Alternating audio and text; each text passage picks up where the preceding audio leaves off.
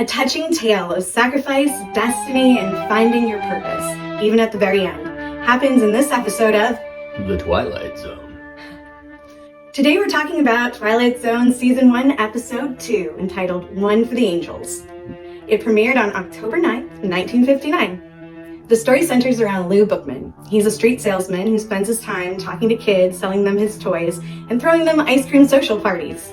You might recognize the actor who plays him, Ed Wynn, from such films as Mary Poppins. He was the gentleman in the laughing scene where he floats up into the ceiling. I love to laugh.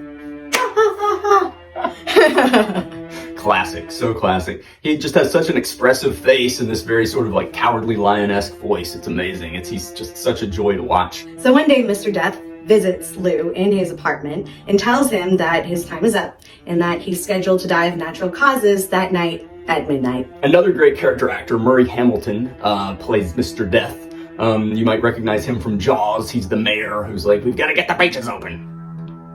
Mr. Death is in his apartment and thinking fast, Lou makes a deal with him based on the technicality of unfinished business. He tells Mr. Death that he's never gotten to do the greatest sales pitch of his life, one for the angels. So he tells Mr. Death that he can't go until he's able to make this best pitch. And Mr. Death agrees. The pitch of his life he's got to make. But Lou gets cocky. He quits selling altogether, thinking he's outsmarted fate. He's outsmarted death.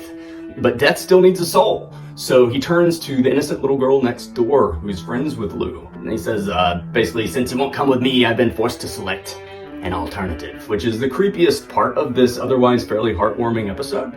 She's immediately hit by a car. And although not dead yet, on death's door. Lou is desperate to save the life of his friend and his neighbor, the little girl, and decides to run the greatest sales pitch of his life in order to delay Mr. Death in retrieving the little girl's soul. It's an amazing scene, and in giving his legendary pitch, Lou's time is up.